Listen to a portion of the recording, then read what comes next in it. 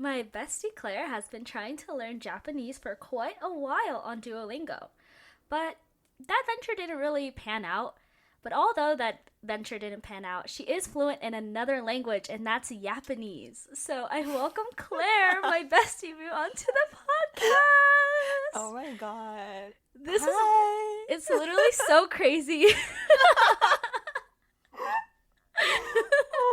This is so much fun. Oh my god. Okay, welcome to the first official episode Hi. of This Might Be TMI, but this is Claire. So honored, so honored. So honored. And I just wanted to do a little shout out to Claire because she has been helping every step of the way with the equipment, the producing, the social media, everything you see has been touched by Claire. So yeah, I'd love to thank you. Also, shout out to Professor Henkin. Also, shout out to Professor Henkin, our mentor in this whole know. process. And it's actually a really special time. We just passed a very special milestone in our lives. And what was that, Claire? It was our 3rd year friendiversary. Yes, ma'am, it was. The first time we actually met and like hang out for the first time was like March 12th, 2021. So I know. Time crazy. goes by so fast, yet so slow. Crazy. So much has happened. So if you guys are doing the math, so we actually both went to college together. So we were only friends for 3 years. But why was that? It's because I was gone for a whole year. The reason I was gone is because I was on a medical leave. And so the first thing we're going to talk about is about how she learned I had an eating disorder and, you know, what it was like to become friends with someone who was in recovery because she didn't know I bamboozled her. She didn't know I was a troubled child before she met me. I mean, okay, to be honest, I've never met someone who like outwardly identified themselves as, oh, I have an eating disorder or I'm in recovery right now. Yeah, I feel like that's pretty like uncommon. Right, because I feel like every girl has like some sort of eating disorder or Yeah. some sort of unhealthy relationship with food or Yeah. body. But Raven was the first person who told me, yeah, I have eating disorder, period. Yeah. So, yeah. I don't know. I felt like there was like a lot to explain because I had joined the sorority like a year later than usual and like I was a little interesting at that period of time in my life, you know? So I was like, okay, why not just be like honest? Let her know. You know, suss out the vibes. And I feel like it's a good litmus test. Like if people can handle knowing you have an eating disorder or if they're like, you know. So, like, I didn't know anything about, like, what to be careful of or, like, what might trigger you. Because I was probably, like, triggering myself with some situations. I don't know. So, yeah, I didn't know anything. But hopefully I didn't do anything. No, you didn't at all. You were actually great.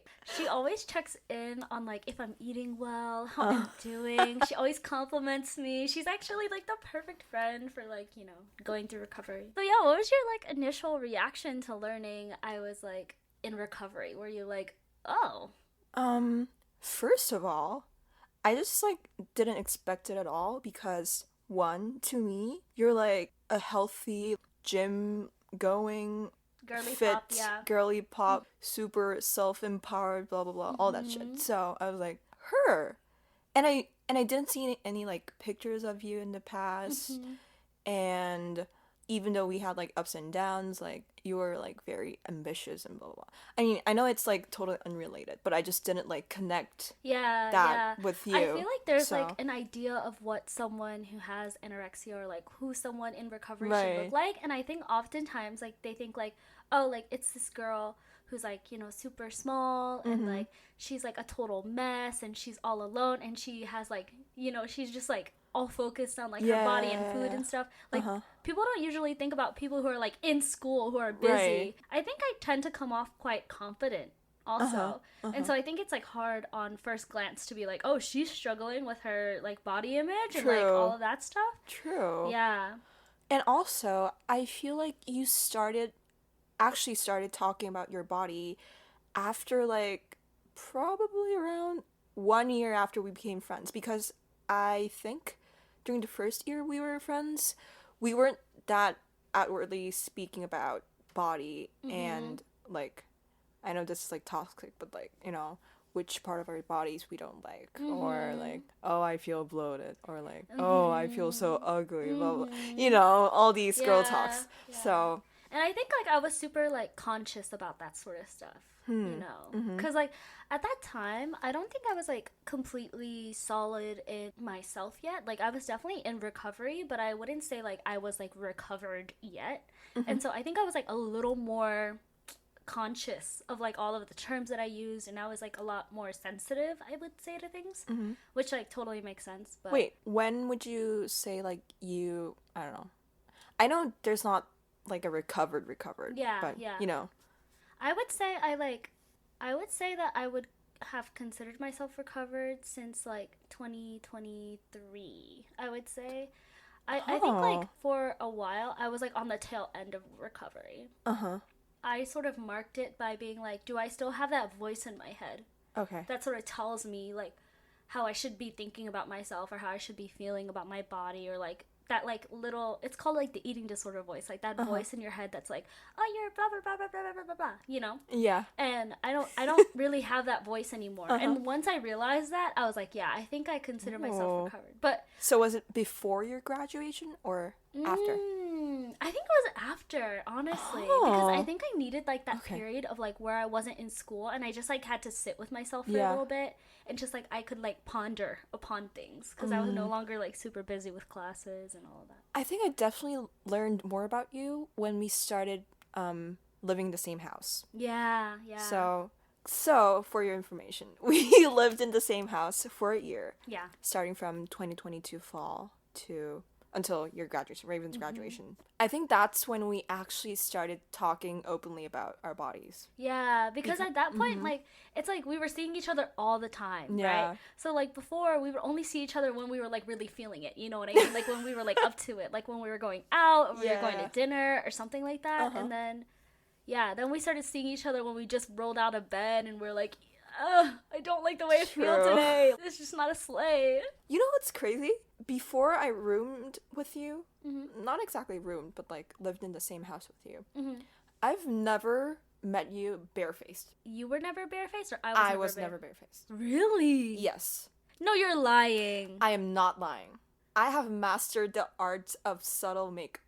Really? Wait, why? I don't know. I thought it was kind of, okay, this is crazy. But also, I thought it was rude. To show up with no makeup? No! Yeah, because like, okay, I thought if I really cared about my friends, I should show my best self. So, not wearing makeup and then going barefaced, looking ugly, would not be like... No, shut up. No, but that was what I was thinking. Anyway, that's so I changed from that though. Yeah, that's good. That's good. Now she's seen everything and anything. That's when like we saw our naked bodies. We reached a new level in our friendship, I would say, once we started living together. No homo. Yeah, I think we reached a new level. Speaking of which, I think like then you start like learning about their mannerisms. You start being able to like, you know, you're like observing things, and you start being like, oh my god, should I eat like them, or should I do this, or like blah blah blah. Very true. And so I think like comparison is like a really big thing in like female friendships, I think. I know. This should stop, but it can't stop. The thoughts are, everyone has these sort of thoughts. We just say it to each other. Like, we've had a talk where we talked about jealousy. Like, things that we really like in each other that we wish we had. True. I feel like it gets less toxic if as soon as we, say it out loud. Because then we can just be like, shut up. Like, yeah. Because or else it's going to be like, we're going to develop the thought within ourselves. And then you'll just overthink. And then you'll just like internalize it. So if you guys are friends with a girl, if you're a girly pop and you're friends with another girly pop, or even if you're, you know, anyone, and you're friends with someone, and you find that like there's like this thing about them that you like really wish you had, just say it to them. Be like, I know. Yeah, just say it to them and be like, you know, I really love that you blank, or like I'm really jealous of like this. And I think like being honest about that sort of gets rid of the jealousy, because then you can just like learn to appreciate that thing about the other person. Or maybe think about if you're jealous or if you love them. Exactly. Exactly. Oh Is my that god, just that something you love laugh was about so them? evil. Anyways. Is that just something you love about them? So I think that sometimes people just need to honestly state their Yeah. insecurities to their friends and just get Very laughed true. at so that you realize how ridiculous you're being. Also, this could kind of go in like a positive way because I was so jealous of. Okay, can I say this in your podcast? I don't know what you're about to say, so go ahead and say it. Maybe just like edit this out if Yeah. this is not appropriate. Yeah. I was so jealous of Raven's ass because they just keep growing bigger and bigger. So I told this to Raven, and she dragged me to the gym. And she I didn't taught drag me. you to the gym. Okay. You asked You to go took to me the gym. I know. Yes. I was talking to like my friend about this. I was like, I think it's really hard when people compliment like my body. Especially since, you know, I like went through the whole like eating disorder thing, recovery thing. Yeah, when I was like going through like the throes of my eating disorder, I was always so hyper aware of every comment or every glance people had towards my body. Like every single, like I was always like hoping for someone to like say, "Oh my god, you're so small," or like, "Oh my god, you're so." Okay. Yeah. And I think like because of that, I have like a sort of strange relationship with like when people make comments on my body, even though they're like positive and I'm in a healthy place. I think it's because like back then I was doing such unhealthy things to look the way that I did, right? So then when people would compliment me, I would be like, "Oh, should I keep doing it because I got a compliment?" Oh. Or like, you know? Okay. Yeah. And I think it just sort of created like this weird relationship with like. So you're shaping your body depending on the comments you got. Yeah. Oh, I okay. remember this comment that this girl made when I was like in high school, and I was like pretty sick actually. And I remember she said, "Oh my god, Raven, you're thick." You know, like when people are like, "Oh, like you're thick, like you're like slim thick." Because back then they used to always say like, "Oh, you're thick, like you're slim thick," sort of thing. But then as a compliment. you were going through anorexia. Exactly. But so that triggered What? the shit out of me at the time. Because I was like, "Oh my god," like blah, blah, blah. But to so many people, that's such a compliment, you know? To be like, "Oh, you're thick. True, Like, you got an ass on you," sort of thing. But at that time, that comment, you were panicking. Yeah, I was panicking, girl. I was like, I was going through it. So now when I receive comments like that, like, "Oh my god, maybe you have like a fat ass," or like something like that, I'm like, "Oh my god, thank you." But it's like so strange to like process because my reaction was so different back then, you know? That's crazy. How do you feel about like compliments? I think about them a lot when they're about specific body parts. Because for me, if someone just tells me like, "Oh, you're cute," or like, "Oh, you're pretty," or something like that, I just don't think about it a lot. I just think like, "Oh, they're just like socializing." But then when they like specifically talk about a part, like for example, I remember someone telling me, "I like your chin," or That's so specific. I know. You're like, "I like your nose hairs." No, but someone actually told me this. Oh, I think someone told me that you look the best with small top, big bottom Outfits? like during COVID or something. And I used to wear only that Yeah, outfit she did. for like 2-3 years. Oh my god. Yeah. It was my small top, large bottom Yeah, era. I feel like we like cling on to like, oh my gosh, like in a way, what I'm trying to express is that like when I get a compliment, I become like hyper vigilant about that thing because then I'm like, I have to maintain it, you know, because that person's looking. I start thinking like, oh, that person's looking, that person's paying attention to this feature on me, and so then I need to maintain that feature, you know. So it's like, sure, I have a quote unquote fat ass. What if I lose that ass? What if it disappears? What if it gets chopped off? What happens? Like, will I no longer get that compliment, or will I be ugly to people because you know I no longer have like that body or something? You know? Yeah. And it also like feeds into insecurity too, because it means that, oh, does it mean that like my waist is the only part that they like. people should exactly. like. Exactly. Oh, so I should like only show off my upper body and hide my underbody, something like that. So moral of the story is don't make comments on people's bodies. No, just be kidding. like, I mean, just say they're hot or just say they're sexy, you know. I know. You know. So that's the moral of that story. What are your guys' opinions on that? I wonder. Because I think everyone has like such an interesting relationship with like compliments, you know. Yeah. I wonder how guys feel about it too. Because I feel like guys get less compliments. So like if someone like comments on something, like how do they process it?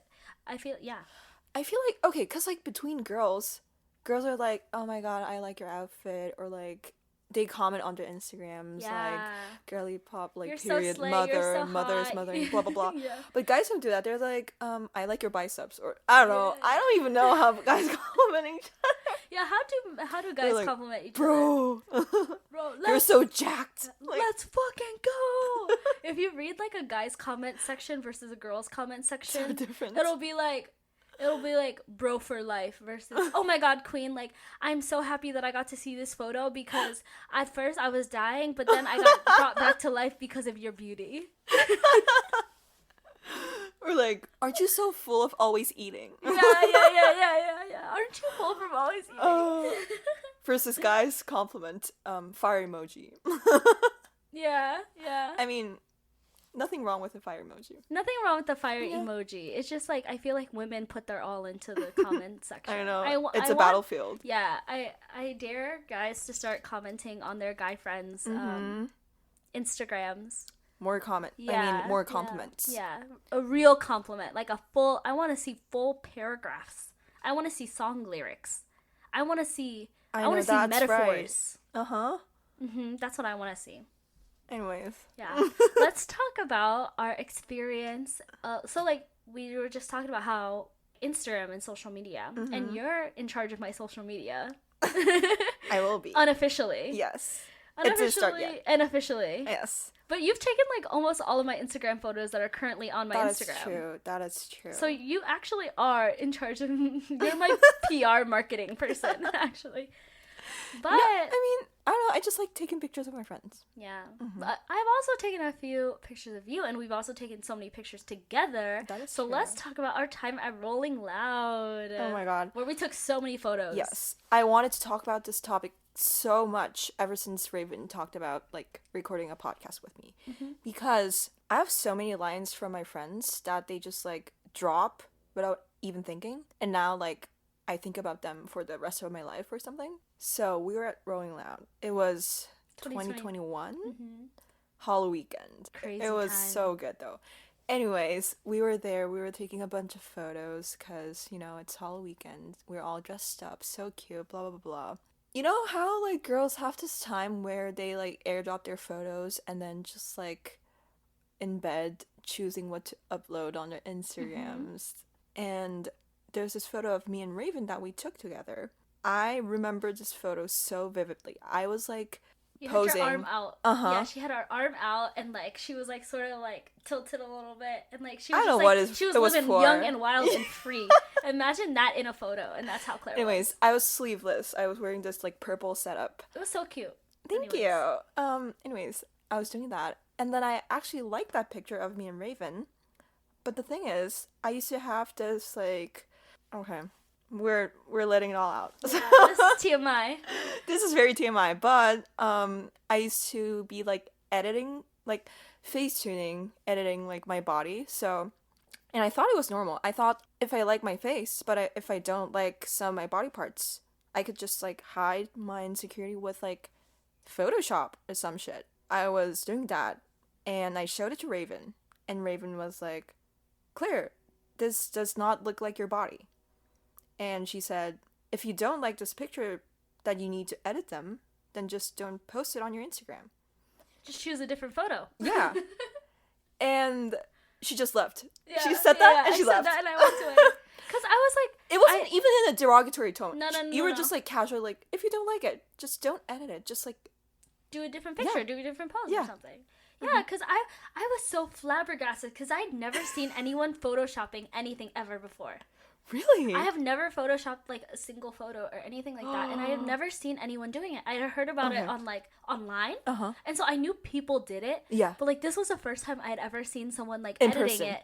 Yeah, In front of you. Yeah, and so I was like, Claire, like, oh, if you don't like it, just take another photo. I'll take another photo of you, or like, you know, we can do another day. You know. Yeah. But I was like, why would you do that? Because she's absolutely gorgeous. You know what I mean? Yeah. And I feel like what photoshopping does is it like perpetuates this idea of like you nitpicking like tiny things about yourself and being like specific body parts. Yeah, like specific body parts, and be like, okay, if I just get rid of this, then I'll like the photo and I'll like the way that I look. And I think you just like end up editing more and more and more. Right. You know? Right. Because you start like looking at every single grain and being like, is this little thing off? And I feel like, you know. Right. Like, I was trying to make my arms look smaller, which is kind of ridiculous to say it this way, but it is true. That was me in 2021. And I was like, oh, if I just fix this part, everything will be perfect, and I'll be able to upload this. And Raven said that, and it just, like, shook me and changed my life forever. I don't think it did all that, but I don't think you photoshopped after that. So, yeah. To think of it, it's crazy that I actually, like, tried to do that because, like, so naturally. Like, there was nothing going on in my mind. It was, like, an automatic response. It was like, I like this picture, but I don't like this part of my body. Let me just Photoshop it. To think of it, it's kind of scary because if it just went that way all along, I'll be finding more parts about my body or my face that I hate. I'm not saying like you should like always love everything about yourself because that's like impossible. Yeah, that's impossible. But you shouldn't be like able to nitpick it by yourself and edit it. Yeah. And save the photo and then think that this is me, because if you think that's you, you look at the mirror and be like, fuck you. I don't know. Yeah, I think you know?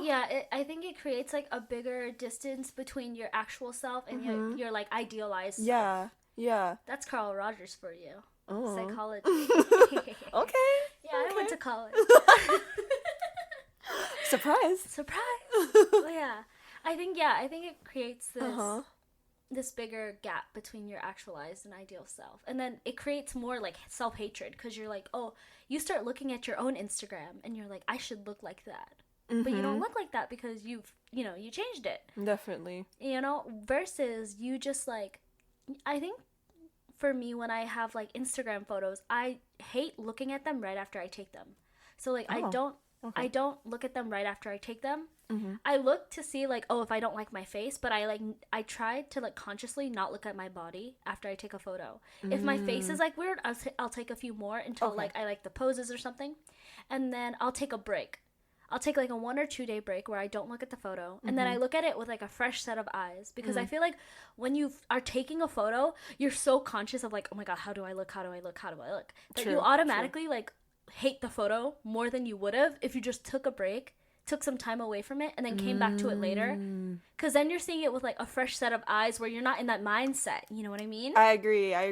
So then you like automatically like way more photos. I think about like a lot of the photos that are on my that I archived on my Instagram, or like photos that I took like a couple years ago, and I remember when I took those photos, I hated them. I was like, I hate the way I look, like I hate them. But then when I look at it now, I was like, oh, so cute. I was so cute. Like I was so like young. Like I feel like you're so like, I feel like people are so critical of themselves in the moment. But then when you have like time separated from it, you're then like, oh, like you just think of the memories. Like you're not really like nitpicking your body like that. Yeah. And also we forget about the fact that not a lot of, actually no one like looks at your photo and zooms in and be like, she has stomach fat here. Yeah, no one does that. No one does that.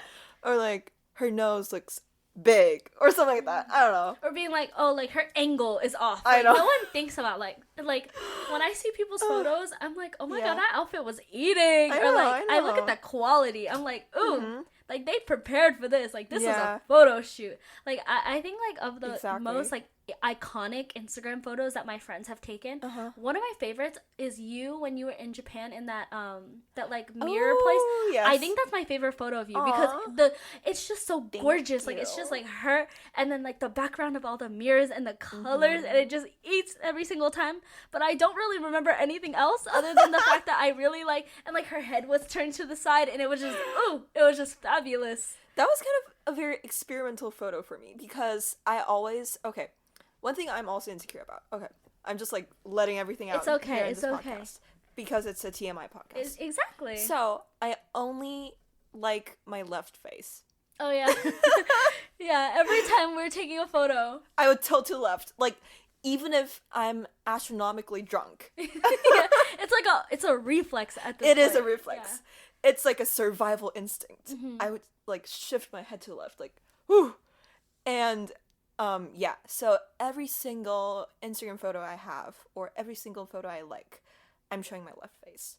But the photo shoot, the one in Tokyo, the team lab, that's my right side of the face. Exactly, and it eats so hard, and it's my favorite photo of her. Thank you. Doesn't that just prove that like your like people's insecurities are like bullshit? Exactly. Like not to mitigate your guys' feelings, not to mitigate our own feelings, but I'm just saying like no one else notices these things. Only you do. Yeah. And so I think it's good to develop this sort of fuck it mentality where you're like, that's true. You know, no one. There are so many photos. Like there are photos that Claire has taken of me that I absolutely hated, but when I showed them to someone else, they were like, "Oh my god, this is amazing! Like I love that photo." You know what I mean?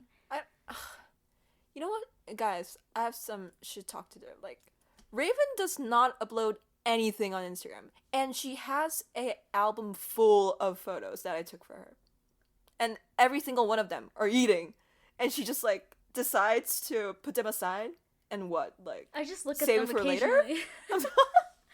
I save them for my. What are you using that for? Like for my dating app profiles.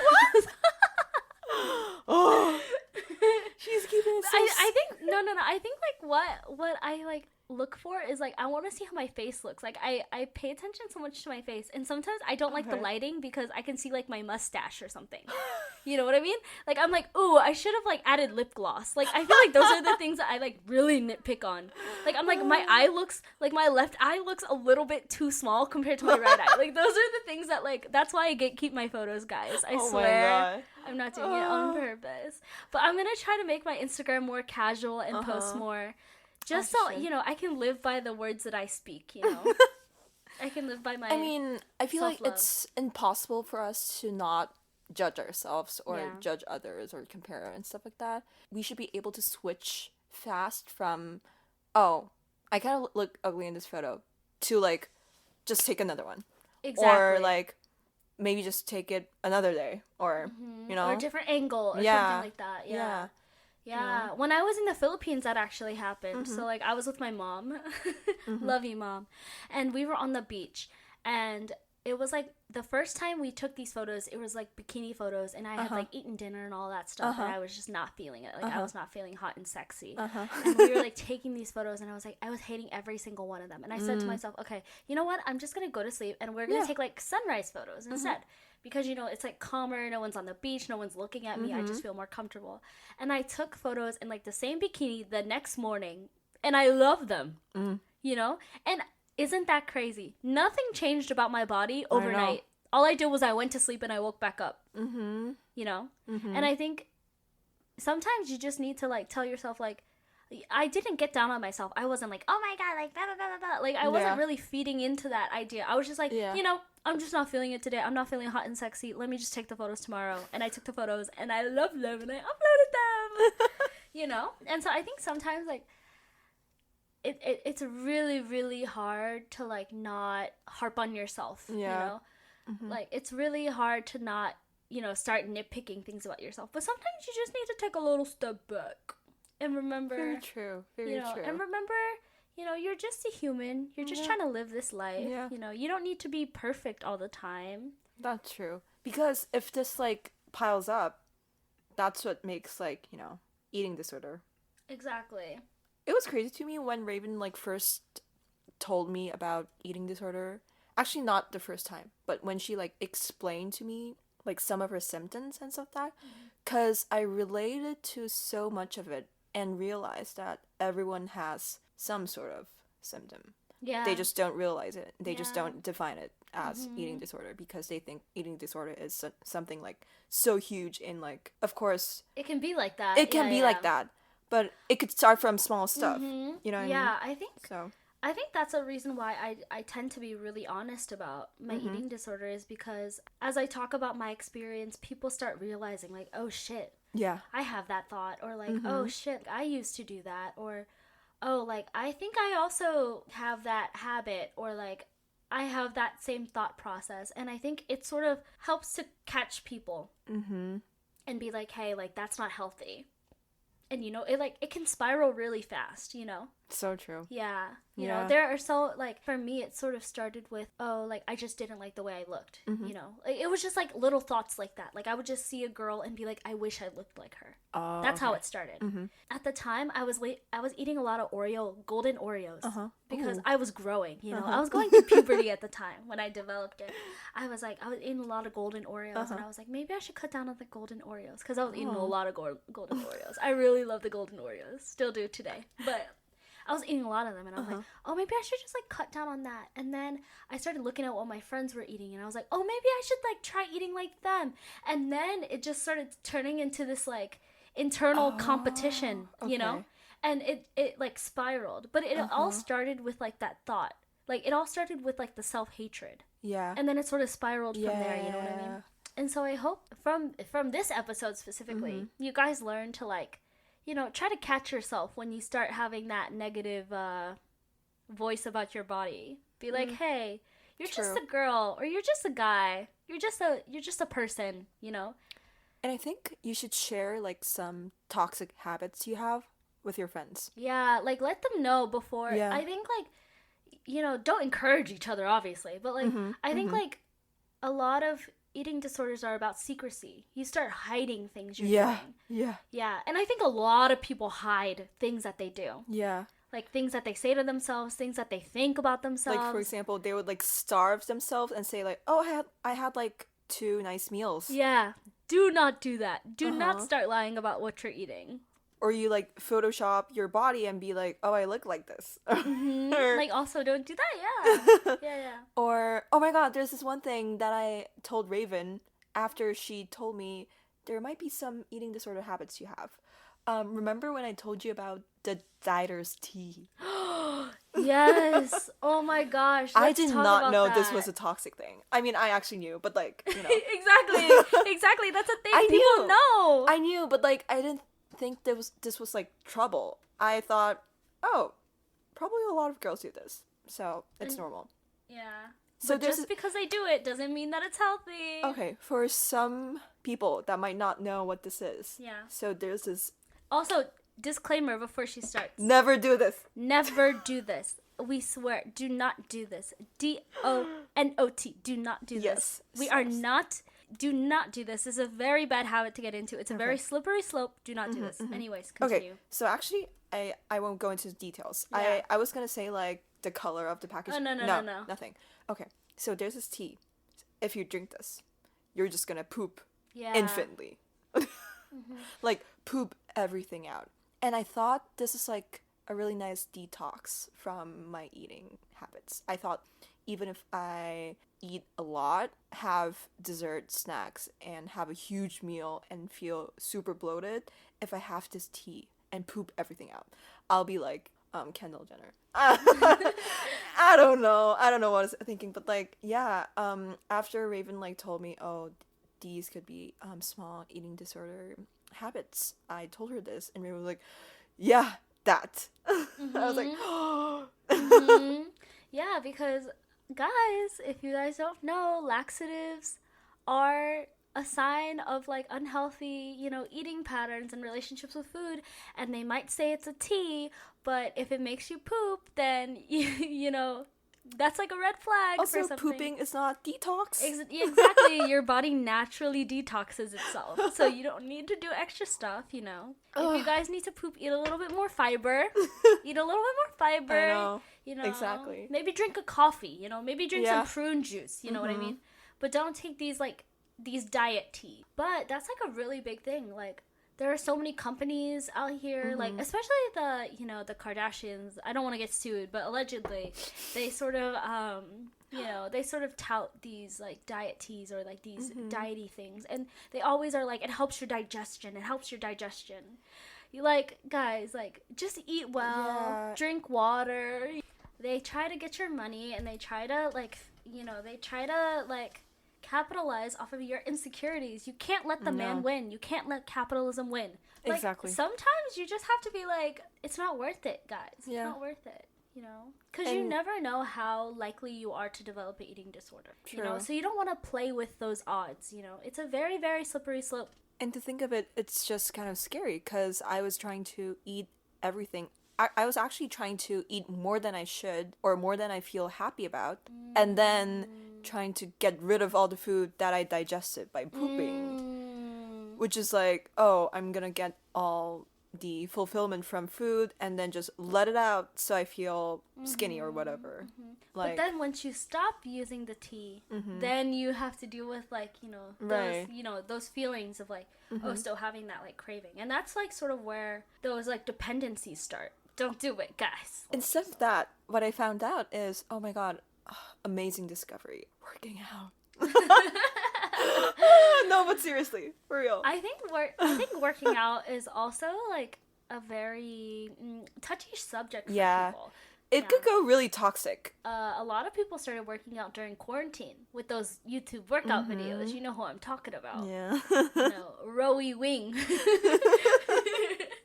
It rhymes with Rowy Wing. Yeah, I remember you telling me that you were, like, so stressed with overworking. I mean, working out too much, getting stressed. Too much of anything is not a good thing. With, like, exercise, the main idea should be you just want to feel good about yourself. Once you start having this idea of, like, oh, like, I hate it. I hate myself. Or, like, I'll only be happy if I look this certain way. Yeah. And that's why I'm going to the gym. I think you probably should reevaluate. Also, you lose motivation really fast. Exactly. I kind of froze my membership right now, but I've been doing Pilates for years and years and years because I used to have a problem with my spine, and Pilates kind of helped with that. But when I went to Pilates with the mindset of Pilates is going to make my body beautiful, I really didn't enjoy it. But when I used it to kind of treat anxiety or, like, treat it like a therapeutic practice for me to calm down and enjoy and wear cute Pilates outfits and, just live my life. It was so fun. I've been weightlifting after... actually, when I was sick, I had a DEXA scan, which is a scan for your bone density. And I was diagnosed with osteopenia, which is a precursor to osteoporosis, which is what happens in old ladies when your bones are so brittle that they break really easily. And so they were like, you need to, like, get your ish together, and you need to, like, start, doing some body weight stuff, or, like, start lifting weights, because that helps to build your bone density. Right. So I started weightlifting in, like, 2021, and I think for me that really helped with, like, feeling sad, because it's really good feeling to, like, pick up something heavy and then drop it down and be like, rah! It helps helps you feel so real. It helps you feel strong. And I also started Pilates because of Claire, and it really helps with anxiety. So if you guys are looking for, like, healthy, I'm glad, like, some ideas, if you guys are dealing with, like, those feelings, try weightlifting and Pilates, but be gentle with yourself. Definitely start out slow. Don't really compare yourself to, like, what other people are doing. Gym anxiety is real. The reason why I started to like Pilates so much is because the instructor, like, explicitly tells you, go with your own pace. So even if the others are, like, doing some fancy shit, you could just stop, take a break, or adjust your springs on the reformer and go with, like, a slower pace or something. And the instructors are totally fine with that. You're just on your own reformer, going with your own pace. Key takeaways from this episode. Be gentle with yourself. Always be gentle with yourself. If you are feeling, if you are going through it and you're, like, feeling insecure, or talk to someone. Sometimes you just have to be vulnerable with someone, and they can give you the reassurance you need so you don't spiral. Also, just like be vocal about your. I mean, it's the same thing. Be like super transparent with your friends, especially with what you're comparing yourself with. Because sometimes they can sort of break that Yeah. like I feel like sometimes we tend to idolize people because we don't really So know true. what they're going through. Like we think, oh my True. god, they're so perfect. Like I wish I was like them. Like I wish blah blah blah. Mm-hmm. And sometimes you just need to talk to them, and you'll learn that people are not as perfect as they may Yeah. seem. And that sounds sad, but it also is like humanizing. And I True. think it can help you be like, oh, I guess I'm doing all right. Always prioritize, you know, your health and your happiness. And I So hope you true. guys enjoyed this session of Yapanese. I'm so proud that this Japanese session kind of ended very coherently and with the flow. We didn't like branch out a lot. Yeah, we stayed on topic. Go us. I'm so proud. So proud. Okay. We'll Anyways. catch you guys next time. Thank you guys for listening. And I'll always be here helping her edit some videos. Yeah. And So check out the Instagram. Everything. Raven.Foster. Or TikTok. Unless it gets deleted. Because you know how Congress is trying to get rid of TikTok? Well, Congress already passed a bill to get rid of TikTok. Heard. Then we'll just use a VPN. So catch Damn. us from Canada or something. See you guys. Anyways. Bye. Eat well. Eat well, sleep well, love yourself. Mwah. Bye. Bye.